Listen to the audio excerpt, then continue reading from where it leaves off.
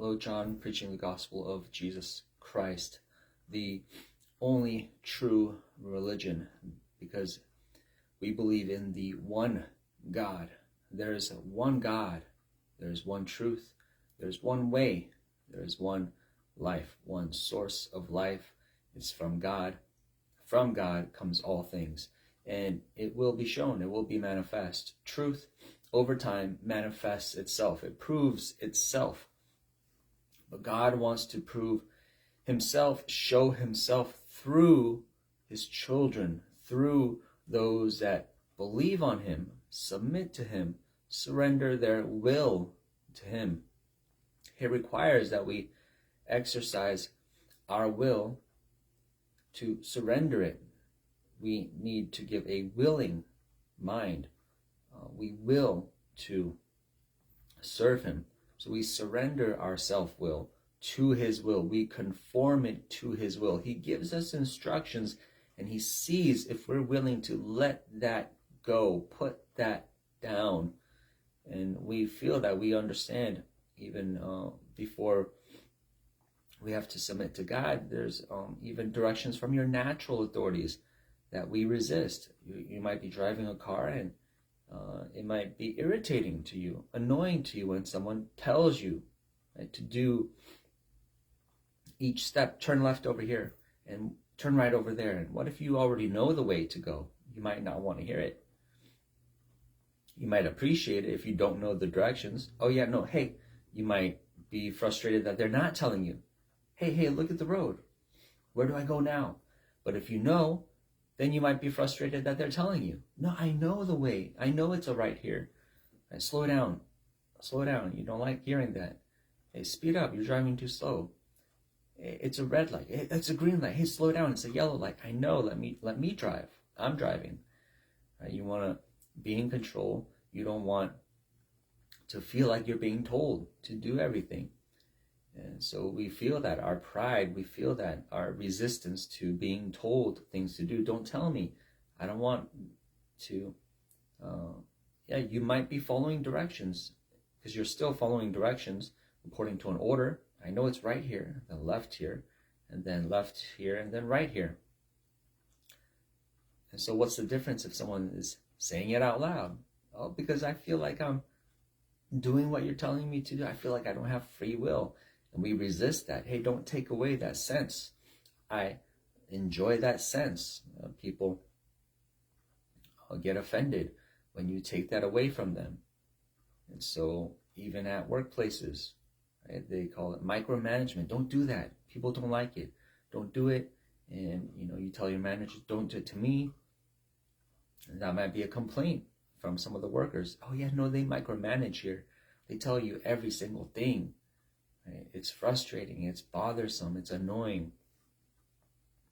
So whether it's driving a car or if you're washing things, wiping down the table, vacuuming the floor, and someone says, you missed a spot. I know, let me do my job. Right, where people are offended in many of those points. Oh, you're telling me how to do my job? Right, let me do my job. But God knows that and gives us instruction, and he lets us do or not do his will. And the more we submit to his will, his instruction for us, the more he gives. But we have to continually, it's a voluntary offering.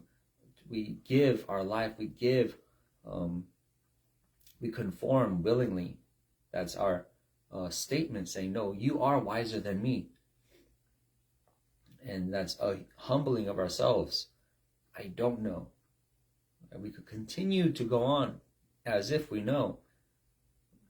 But the wise say, no, God knows more. I believe his word when he says, my thoughts are higher than your thoughts, higher than the heavens and the earth. They're very far apart. So trust me when I tell you to do this or live like this, make these decisions.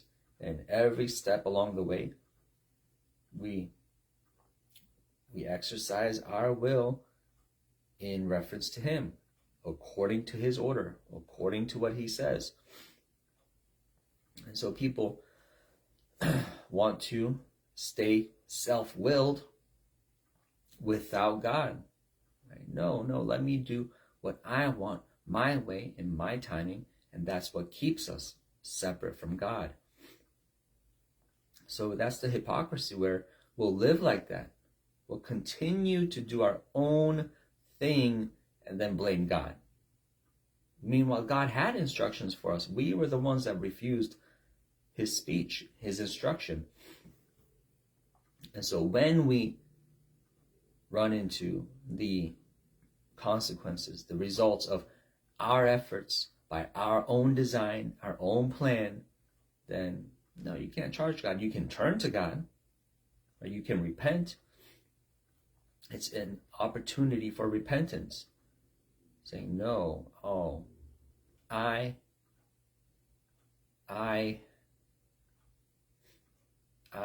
produce these results. I think like this. My achievements amount to this. And so what do people do? Some, very few, repent and turn to God. They seek after wisdom and they receive it if they're able to let down themselves, let down their wisdom, let down that sense of, I can do it all, I know it all. No. Ask, your mommy and daddy. Mom, dad, how do I do this? Help. And they're happy to help. Especially if, at first you are being proud and arrogant, saying, don't tell me what to do, I know how to do it. And they might be displeased, right? Because they know you don't know. And you go off and, because of your unwillingness to receive instruction, you being unteachable, the parents, they could tell you, they do have the wisdom, but they're not going to talk to you because you express that, because your mind is hardened, it's locked away. You turn the key, you lock the cabinet, the drawer, the locker, you lock it up and you slam it, and no one can open it but you got the key. You're not willing to let anyone open your mind, your heart. That's the pride that locks us into ourselves.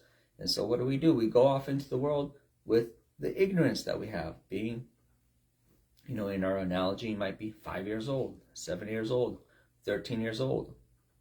You keep learning as you grow. And the proud and the arrogant, as they learn, they say, now I know everything. Okay, so you try to do some things, and because you don't know everything, you cut your finger or cut it off, or bump into something, you get bruises, you scrape your arm, pain, where you didn't have to learn like that. You could have read the instruction manual. You could have listened when they said, hey, don't go so fast, you're not ready for that yet. Whoops, call 911, right? Yeah, because you didn't have to experience that, but you did, because of your mind. It doesn't receive instruction. I know everything. And then you get hurt. And then again, another turning point, right? So you could humble yourself. The pain could help you. The blueness of a wound. Ow, oh, that really hurt. Now, that doesn't mean you are going to be humbled. For some people, that's a humbling experience. So next time, right, their heart opens up, I'll listen, acknowledging, this is because critical moment, right? This is because, right, you're going to attribute a cause. The effect, right, this blood, all these scabs I have, this sling I have on my arm, you have to do something in your mind. You're trying to connect it. You're trying to find out. You don't want this to happen again. And the key, right, for it to not happen again is to admit your foolishness. I was wrong. Admit your pride. Right? I was proud. He told me, don't do that. Don't go there. Not that fast. and I didn't listen. So if we're able to do that, then yeah, we just opened our heart. We just received the humbling. And what do you know? Next month, next year, it's going to be better for you because you've changed. You changed your mind. You've softened your heart so that when they tell you, hey, don't go so fast, and you'll change your speed. Oh, okay. But that doesn't happen all the time. That doesn't necessarily happen. It happens to some. It happens sometimes. And you know the other way, the other direction that this can go. Right? Your arm's in the sling, you're bleeding. Why did this happen? The reason why it happened was because, are you going to go there? Because I didn't listen. Right? What are you going to do? Because if you don't humble yourself, if you're not humbled and you don't acknowledge you're wrong, it's because I was foolish. You could come up with some other reason. Yeah, you could tell yourself some other thing. But you're just going to take a different path, a different route in your life. So that next year, come next year, you're going to go through the same scenario.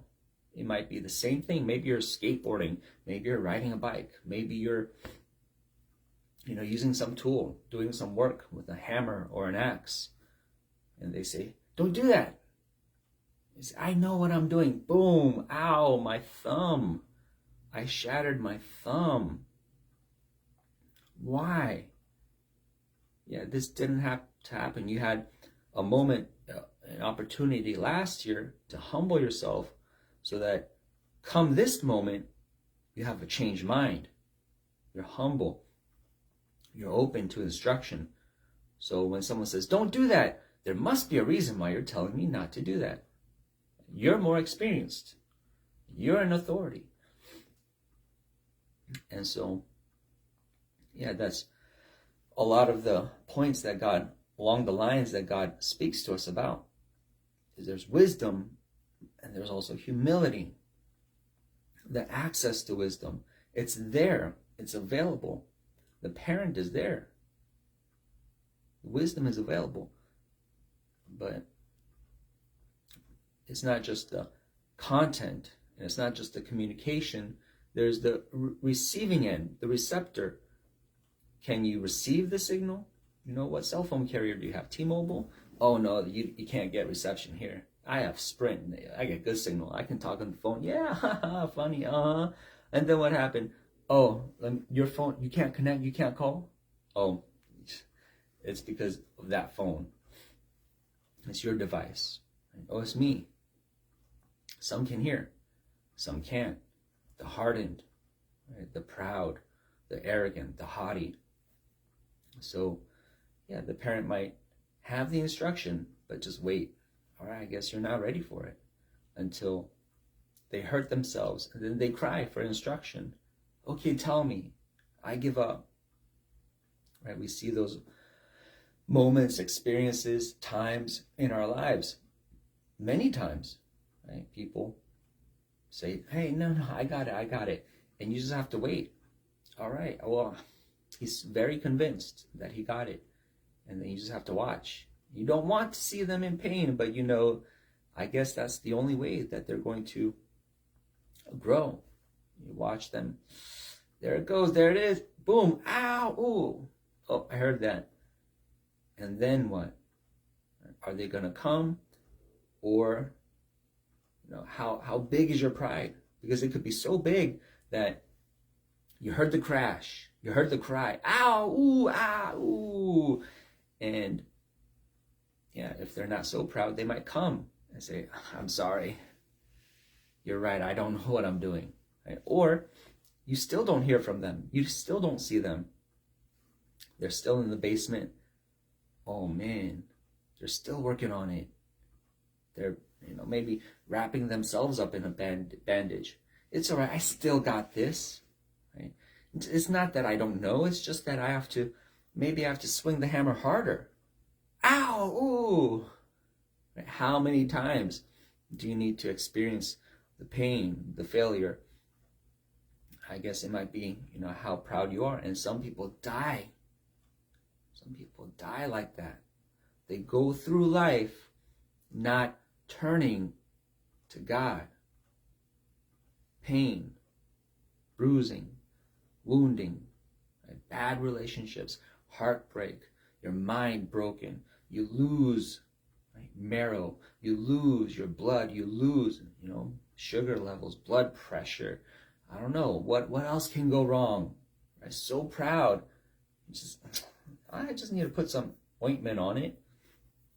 Some Neosporin, got bandages. And on this side of my hand too, and on this arm, and just a bigger patch. Patchwork. You're covered in bandages. I'm not dead yet. Yeah, but once you are dead,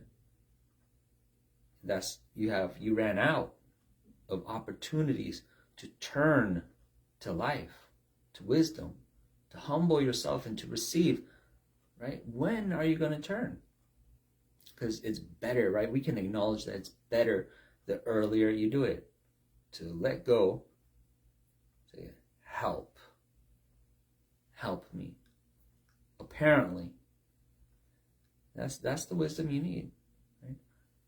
I'm wise enough to know I don't have the wisdom. I thought I had it. Realize right early, it's not in me. There you go. Okay, so you're in a better place. Now you can search for wisdom. Okay, then where is it? Where is wisdom? Who created the worlds, right? Yeah, and God speaks to Job. Were you born in that time? Answer. Why don't you tell me? It's amazing how God speaks to Job. When God starts to speak to Job, God lets Job speak. God lets his friends speak.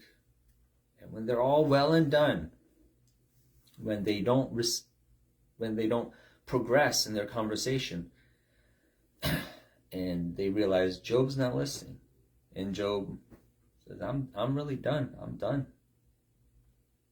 God comes and says, okay, all right, let me talk. Moreover, the Lord answered Job and said, shall he that contendeth with the Almighty instruct him? He that reproveth God, let him answer it. So God speaks to Job, and then he takes an intermission. He pauses and gives Job a chance to speak. After God says things like, he saith among the trumpets, ha, ha, and he smelleth the battle afar off, the thunder of the captains and the shouting. Doth the hawk fly by your wisdom, and stretch her wings toward the south? Doth the eagle mount up at your command, and make her nest on high? She dwelleth and abideth on the rock, upon the crag of the rock in the strong place. From thence she seeth the prey, and her eyes behold afar off. Her young ones also suck up blood, and where the slain are, there is she. Moreover, the Lord answered Job and said, he pauses and says, okay, wait, Job. So I'm talking to you about all my marvelous works, all the things I do, all the things I've created, and I have perfect knowledge and understanding of all these animals, all their ways, these principles, the way the world works, and there's deep wisdom. Right? There's wisdom. He's not just talking about the hawk. There's something that is in there if we can understand, if we know God, if we can hear. Right? Oh, did you just understand what I said? Yeah, you said the hawk flies by wisdom. It stretches out her wings, and then where they make the nest in the rock, in the crag of the rock, and the strong place. And the hawk can see its prey and see from afar off, and how the hawk's young ones suck up blood. Yeah, no, that's not just what I said. Yeah, but that's what you said. No, there's more to what I said. Can you hear it? Anyways, Job, what do you have to say? Right? How can you compete? Right? So what have you got, Job? What did you make? Tell me about the worlds that you made, the animals that you made, the wisdom in you. Job, you wanted to speak to me, right? You wanted to raise your cause because you're so right. You know more than God. You have some things to say to God. I heard you, Job. Isn't that what you said? And shall he that contends with the Almighty instruct him? He that reproves God, let him answer it. So Job's put on the spot. Yeah, he might have been listening to God, wowed by all this wisdom, all this power from the voice of God, and then suddenly it stops. Job, you have something to say. Is that right?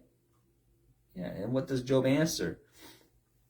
Then Job answered the Lord and said, Behold, I am vile. I am vile. His perspective changed. When he was going through the suffering, he was scratching himself with potsherds, and he had some emotion. He had some energy. He was a little bit energetic, excited to speak up. Right? He wanted to despise the day of his birth. He wanted to, he had some things to say. I wish I wasn't born. It's better if I wasn't born. He has some things to say to his friends when they were responding to him. He had some wisdom to give. He had some things to say about how the world works and what happens to good and bad men and what God does. And now that God himself is talking, Job, his tone changes. He did not say this before God spoke. Behold, I am vile. He did not say that to his friends. His friends provoked him he was kind of coaxed into being proud. Hey, why don't you start defending yourself? Hey, why don't you speak against us? Hey, why don't you? And when God speaks, I'm vile. He has to cover his eyes, cover his face. He has to cover himself. He's ashamed of himself. Man, what did I say? Man, who do I think I am? When he hears God speaking, when God is present, when God's here, when God's speaking, when God is talking about all he does and all his wisdom and all his power. Don't put me in the picture, God. Just keep talking. You're wonderful. You're great. You're amazing. I just want to behold you, God, all the wonderful things you do. I just want to praise you. And God turns the attention to Job. What about you? Job, you wanted to say something about you? And Job says, no, I was enjoying you talking about all the things you do. I love paying attention to you and the works of your hands, and you're so glorious. Yeah, but Job, you wanted to add something to this? No. Not me. Don't let me interrupt.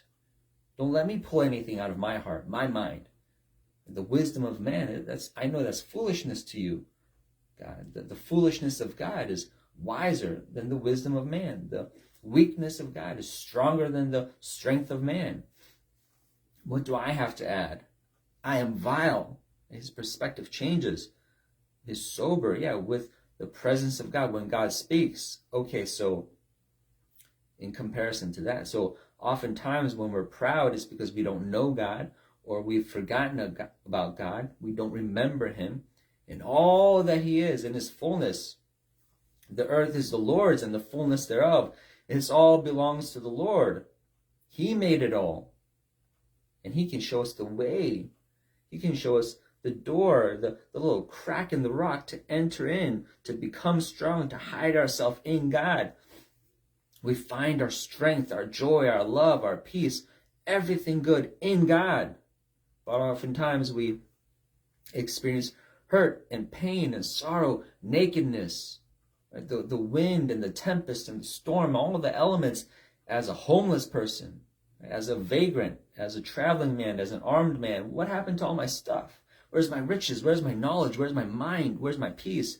You lost it all because you're not hiding in God. The wind blows and you're exposed to all the elements because your wisdom is in God. Your strength is in God. Your shelter is in God. As soon as you step out and say, I can do it. I know things. Let me try. Let me speak. Let me defend myself. Let me avenge myself. Oh, you just stepped out. You stepped out of his covering. You stepped out of his will. You stepped out of his order. You just stepped out of the cleft of the rock. Where are you going? No. You have to abide in the Lord. Then you can soar like an eagle. You come out, you got no wings. Your wings are clipped. Yeah. what can you do? You're going to run and you're going to get weary. You're going to walk and you're going to faint. Why? I'm so tired. I can't breathe. I lost my breath. I'm dizzy. What's going on? I can't think. What day is it? I can't remember. What'd you say? Where did I put my keys? What's going on? Right? What's your name? I forgot your name. Yeah, drunken, stupor. Isn't that common? Isn't that your Mondays? Isn't that your morning? Right? When you don't wake up and think on God, you wake up and think, I got to get to work. I'm late for work. I got to make my money. And so you get burnt out. You're overclocking. You're redlining and you can't rest. You're not in the Lord. You can't find your Sabbath. I gotta. Yeah, because you're out. You're out of place. You got to. I gotta make money. I gotta cover myself. I gotta get more. I gotta pad out my savings. I gotta, suck up to the boss. I gotta know everything that's going on. I gotta check the news. And there, you forgot God. And so, yeah, your car's, the RPM is on the red side. You feel strong. The car, yeah, you got a Mustang. You got a, what do they call it? A muscle car, right? It looks strong, sounds strong. Motorcycle, boom, boom, boom, boom, boom, all the exhaust. Loud. You seem so productive. Wow, working 80 hours a week. Wow, you're getting beaucoup rich, and then crash. What happened? Right? Oh man, he lost his mind. He's in a coma. He slipped on ice. His car did a tailspin. He's in the hospital. He's in the mental hospital. He's bleeding out. What happened? Yeah, because you thought you were in control. But you can't stop the car from spinning out. You can't stop the car when you're in midair flipping. Yeah, in the middle of your third flip. And what power do you have? Yeah, it's God saying, all right, now what? You're so strong. Wow, you can do so much. But your car is in midair. You're doing your third flip. Do something. Right? Are you going to cry out to God? How proud are you? I can still, turn your steering wheel. Right? Your wheels will go like this, just flapping in the air until it crashes down. You had one last 0.1 millisecond to call on God. Last chance, crash. Oh, you didn't call on God. Some people, they do cry out to God in the middle of their tailspin, hit by a truck, spinning out. God! Oh, good. You called out. Oh, he is merciful. He can or he may not answer you. Yeah, some people, they've got those testimonies. Yeah, they show you photos. Oh, the car was totaled. I came out without a scratch. And yeah, they turn to the Lord. Wow, God, you're so merciful to me. You saved my life. You gave me one more chance. But then again, do they continue? How proud are you? You could go back. You could revert. That's very dangerous. God forgave you all that debt, and then you forget. You go back to, it's all about me. It's what I have to do. I got to. Oh, so you still don't get it. You still don't know whose hand your life is in, whose hand everything is in. All results, all outcomes, all futures, it's in God's hand. And yeah, you're acting like a fool, as if it's in your hand. You got to put your hand in God's hand. Right? What do I do? What should I do? People, they've left God. Millions in droves, they're leaving God. They want to ask Alexa, what should I do? I'm bored. Tell me what to do. What should I do today? Where should I go? Where should I eat? What should I do? What should I think? Let me ask you some deep questions. Alexa, what's life about? Or Google, right? Let's ask Google. Google, what's the next thing on sale? Where should I go today? What should I do with my life today and now? Yeah, they're talking to this artificial intelligence. Even they'll outright tell you, You know this is artificial, right? It doesn't really have eyes. It doesn't really have a nose. It can't really smell. It can't really see. It doesn't really hear you. It's just an algorithm. It's just a complex math that you're speaking into. If it is, right? If they didn't do some witchcraft in it and actually put a spirit in there, and you don't want to ask God. Yeah, just maybe 100 years ago, there were more people that would ask God the very same questions that you're asking. It could even be a simple question like, yeah, Alexa, what should I wear today? You know, people ask God that. God, what should I wear today? Yeah, and there was a generation that heard God more readily. God, what do I do in this situation? I'm flummoxed. I'm out of options. I'm out of answers. I don't know what to do. I'm at my wit's end. God, I know you're always there for me. God, I know you're the answer. God, I probably got myself into this mess because I'm sorry, God. I don't talk to you enough. I didn't refer to you. I did forget you. I'm sorry, God. But I come back. I repent. I'm sorry, God. I do this. I'm sorry.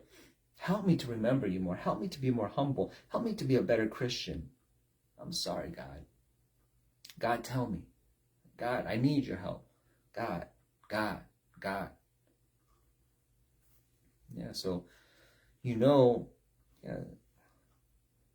people used to do that because it's in the language. Some people will not even know that they're saying, God, right? When something goes wrong, it might naturally, because it's cultural now, they might say, oh, God, right? When something bad happened, when they're in trouble, when something alarming happened, oh, God, oh, God. They might not even know, that was God that you just called out to. Because, maybe that's because our roots are from previous generations where people did more genuinely call out to God in those situations. God, help us. God. And yet look where we are. Oh, no, it's not God. It's Alexa. It's this company. I need to ask this company, this corporation. I need to ask these people, this application, this program. I need advice. Who do I turn to? I can go to my computer, my calculator. I can go to, so not God, not spiritual, very material, very natural, giving you what kind of answer. It's not supernatural. It's not by a living being, not by the creator of the universe that knows you, loves you, has a plan for you, and helps you get back on track to where you are supposed to go by the design of your purposed creation. You were created to fulfill a purpose. You were created to reach a destination in your life. You were created with purpose for every day of your life. It's not just, people ask, what's the meaning of life? What's the purpose of life? It's not just life that has a purpose. Every day of your life, did you know it has a purpose? There's a purpose to every day of your life. Everything that poses a question to you, what decision will you make now in this situation, in this scenario? That's all loaded with purpose. It's all asking you very critical questions, but we don't hear it. The question is asking you is, who are you? Right? And as you make your decision, whether this or that, you're presenting to God, you're communicating with God, you're telling God, the judge that will judge you at the end of this line that it's like a fuse that's lit. As you get to the very end, once you're there, time for judgment, time to meet God, time for God to review what you've done, who you've become. And so we don't respect that. Oh, this decision, this is a big decision. This day, this is a big day. We take it lightly. We esteem it lightly. We don't take it with gravity. We don't live seriously. So we don't live with excitement, because every day is just another day, just another Monday.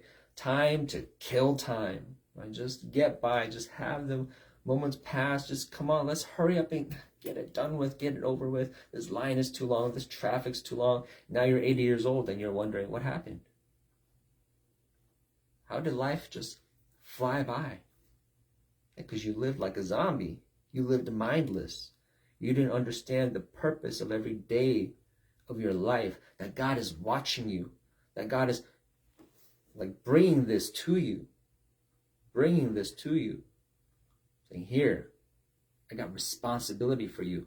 And if you do well, I got reward for you. And you missed that today. You missed that yesterday. You're going to miss it tomorrow, as God keeps on bringing things to you. Okay, now do well with this decision. And the Christian has the opportunity to live a life where they get to make considered decisions. Well, based on, yesterday, that bad thing happened. And then I considered, and then I consulted with God. And God told me, and God showed me that this is wisdom. And so with that in reference, with that in mind, I think today I'll make this choice, God. Yeah, and you make the choice and you have success. Oh, good outcome. Oh, you have reward. You have something doubled. Oh, you got an increase. You got wisdom. You got peace. You got an increase of love, an increase in your identity. You got a promotion. And that's the life that the Christian gets to live. Very purposed, intentional, and ordered life according to the order that God said. God created your mind, your brain, your bones, the earth, the air, the wind, everything around you. All this created by God. And then now you're being tested by God. And you're aware that you're speaking with God. You're interacting with God. And that your life is like this. This is the setup. Oh, this. Yeah, you're constantly going back and forth with God. Did I do well, God? God, tell me about my day. How did I do today? What did we do today? What are we going to do tomorrow? Tell me about the future. You're going to get dreams. You're going to get a word. You're going to hear things. You're going to see things. You're going to understand things. Yeah, you're going to constantly be giving thanks to God, praising God. Wow, you're so near. You're so close. You can continually speak, and you're increasing my understanding. Yeah, so that's going to be a different person, the Christian that truly walks with God. They're going to grow in gratitude, grow in the depths of, grow in their faith. Wow. Thank you, God, for putting more of yourself in me today. And tomorrow you can expect more, because you continue to strive to obey God, to fulfill his will on earth, knowing that that's what you're doing. That's what we're here doing. And that's such a different life than the unbeliever who's, what is today for? And it's so ironic, right? Because they ask you, they got answers for different kinds of questions. They don't even know the purpose for today. And yet they want to ask questions like, what's your 5-year plan? Right? They got some empire building in mind. Right? I'm gonna be an entrepreneur. I'm gonna build this business. I'm gonna get promoted to this position, and then I want to have my resume be like this, and then and it's all the wrong answers. And God is saying, no, you're not made for that. No, I got a plan for you. I made you with this intention, and yet we're ignoring all that. Oh, that's a blueprint for based on who you are, how you're designed, and what you're supposed to do. This is the perfect plan. You could open that like a scroll, like an architect, and see, oh, the plan of my life. Oh, who I am. Yeah, oh, that's beautiful. Wow, what a plan. What a design. And you could see the realization of it. You could see the construction of it. You could build a good foundation on Jesus Christ and get excited about the rest of your life. Or, not even know that exists. Draw up your own plan, get a napkin, right? Scribble something. This is my 5-year plan. Those are scraps. That's trash. And yet that's what you're living by. That's what you're going by. Your own heart's desire, your own dream, your own plan, your own ambition that wasn't given to you by a divine heavenly Father, your God in heaven. He had much better plans for you, and yet you reject and ignore him for your, they call it chicken scratch. And just scratch that. Yeah. Got a pen. I got a pen. I got a mind. I can write. Just... Oh, and you're impressed. Look. And you want to share it to your friend. Look, guys, look. Yeah, it makes no sense.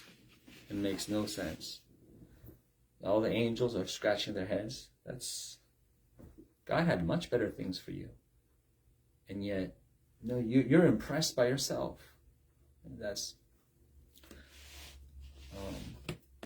a lot of people that are diagnosed with mental problems. One of the descriptions is, I forget, it has something about grandiosity. Some symptom, right? They call maybe illusions of grandiosity, something like that. Yeah, that's one of the symptoms of the clinically diagnosed mentally ill. Yeah, they got, their head is full, very full of grand ideas. Sometimes some of them believe they are the president of the United States. Some of them believe they're the president of the mental institution that they're locked up in. I own this place, but they're locked up in the place, right? Or they are billionaires, or tomorrow they'll be. And, so when I worked in the mental institution and I was talking with my coworkers, a lot of the common sentiment was this confusion of, okay, now that we're here, now that we're working here, and we see these people locked up and they have these diagnoses, they have these symptoms, they act like this, they talk like this, and then we clock out of work and we go back to our families at home and we talk to our friends and talk to the society outside of these four walls, and they get confused. They're like, wait, what's the difference? That was a common question, common sentiment, right? After they start working there. But I thought this was supposed to be like very chaotic, very different, very violent. But wait, these mindsets, the way these people think, yeah, they're a little horrified, scared, they felt a little queasy, a little bit like, like they're in the Twilight Zone. Like, what's going on? We're locking them up because they think like this, which produces these actions. It seems like they're only here because they got caught. Out here, when I go back into the world, back home, back into the supermarket, and I interact with these people and drive on the road with these people, whoa. Same mentalities, same mindsets, same patterns of thinking.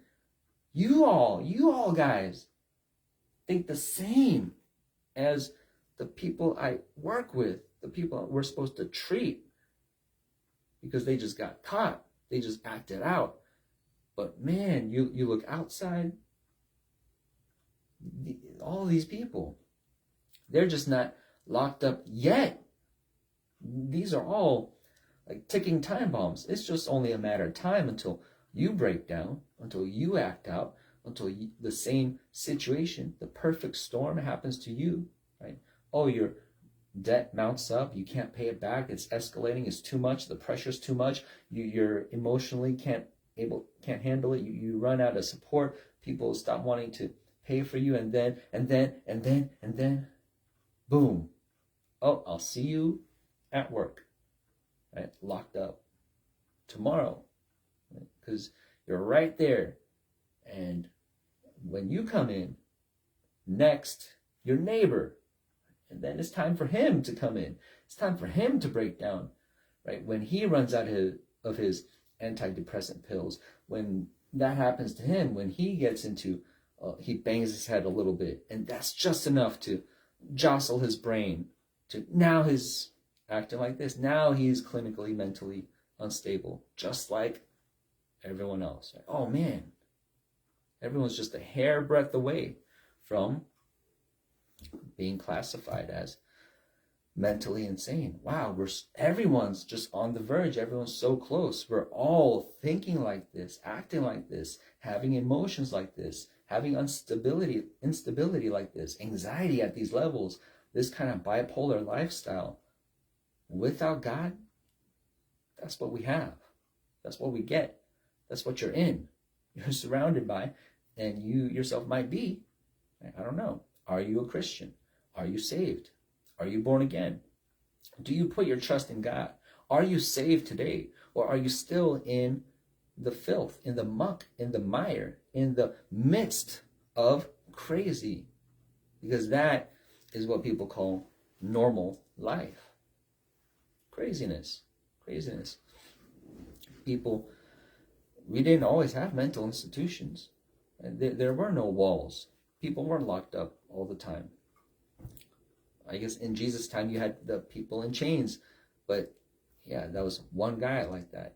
Everyone else, you're just living among them. That is the world you live in. That is the people without God, all that have turned aside and turned to idols, that have turned to calling on, depending on, trusting on anything but God. Whether it's your job, your work, your family, your friends, the people, the place, the country, whatever it is that you call on, whatever it is that you put your heart in, I'm okay because I'm okay because they got me, they covered me. This social program, no, this safety net. Yeah, you think you're fine, you think you're safe, you're not. It's going to betray you. You're going to lose your mind, lose your body, lose your words. You're going to lose.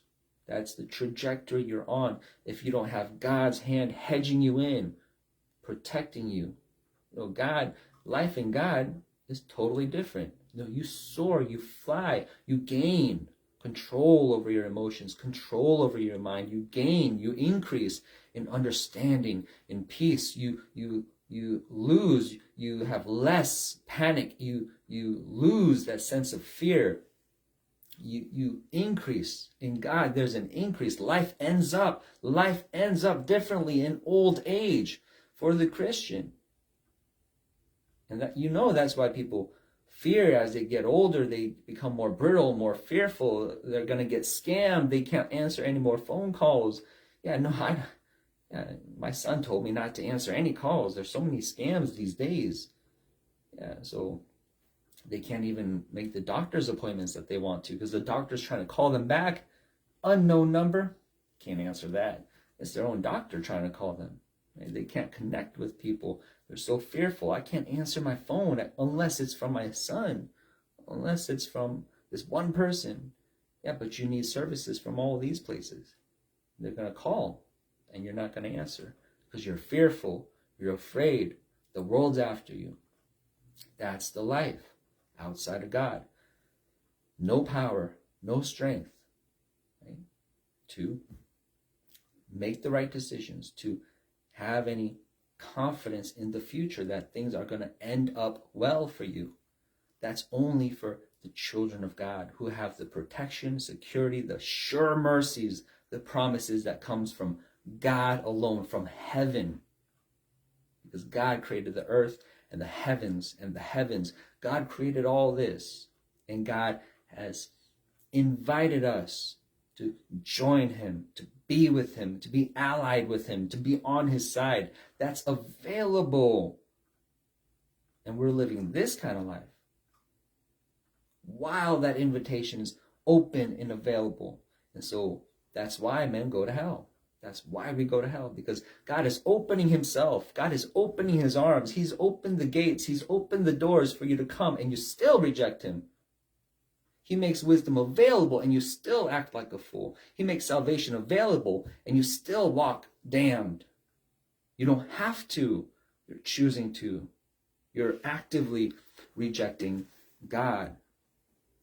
So we have to understand, okay, what time do we live in? What's the time? Tick tock, tick tock, tick tock. Right now, your life. What are you being called to answer to? There is a calling. The phone is ringing, and you're continuing to live And you're just letting the phone ring, ring, ring, ring, ring, ring. I'm busy. I got to work my job. And at your job, ring, ring, ring, ring, ring, ring, ring. I'm busy. I got to talk to my manager, talk to my nephew. I got to ring, ring, ring, ring, ring. And that might stop ringing. You got to answer while God's near. It's not going to keep ringing. You can't ignore that for so long. There is an expiration on that. That open door, that open window to your salvation. God is giving you a chance to enter into the kingdom, into him, into the richness of God, the riches of God that he's got available for you, that he'll freely share to you if you don't live that life, rejecting him, going your own way. And why? Why do you keep living that life? It's full of dead ends. You don't want to keep going down there. It hurts because you drive so fast. And when you drive that fast and it's a dead end, we know the end of that. We see everyone on the TV, on the news, all these celebrities, all your cousins and your friends. We hear all the stories. We see it on the news. And all these dead ends. And yet you remain among them? No. Read the book of those that have succeeded, those that came before you, those that have found God and rested in God. They found a good end. A good end. You have all these testimonies, and even the Christians that are alive in the generations after, and those before you, and those among you right now. So this is Proverbs. The Proverbs of Solomon, the son of David, king of Israel, to know wisdom and instruction, to perceive the words of understanding, to receive the instruction of wisdom, justice and judgment and equity, to give subtlety to the simple, to the young man knowledge and discretion. A wise man will hear and will increase learning, and a man of understanding shall attain unto wise counsels. To understand a proverb and the interpretation, the words of the wise and their dark sayings.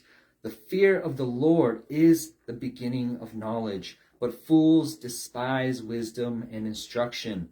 My son, hear the instruction of your father, and forsake not the law of your mother, for they shall be an ornament of grace unto your head, and chains about your neck. My son, if sinners entice you, consent thou not. If they say, come with us, let us lay wait for blood. Let us lurk privily for the innocent without cause. Let us swallow them up alive as the grave, and whole as those that go down into the pit. We shall find all precious substance. We shall fill our houses with spoil. Cast in your lot among us. Let us all have one purse. My son, walk not thou in the way with them. Refrain your foot from their path. For their feet run to evil, and make haste to shed blood. Surely in vain the net is spread in the sight of any bird, and they wait for their own blood. They lurk privily for their own lives. So are the ways of every one that is greedy of gain, which takes away the life of the owners thereof. Wisdom cries without, she utters her voice in the streets. She cries in the chief place of concourse, in the openings of the gates. In the city she utters her words, saying, how long, ye simple ones, will ye love simplicity? And the scorners delight in their scorning, and fools hate knowledge. Turn you at my reproof. Behold, I will pour out my spirit unto you. I will make known my words unto you, because I have called, and you refused. I have stretched out my hand, and no man regarded. But ye have set at naught all my counsel, and would none of my reproof. I also will laugh at your calamity. I will mock when your fear cometh. When your fear cometh as desolation, and your destruction cometh as a whirlwind, when distress and anguish comes upon you. Then shall they call upon me, but I will not answer. They shall seek me early, but they shall not find me, for that they hated knowledge, and did not choose the fear of the Lord. They would none of my counsel. They despised all my reproof. Therefore shall they eat of the fruit of their own way, and be filled with their own devices. For the turning away of the simple shall slay them, and the prosperity of fools shall destroy them. But whoso hearkeneth unto me shall dwell safely, and shall be quiet. from fear of evil. In Jesus' name.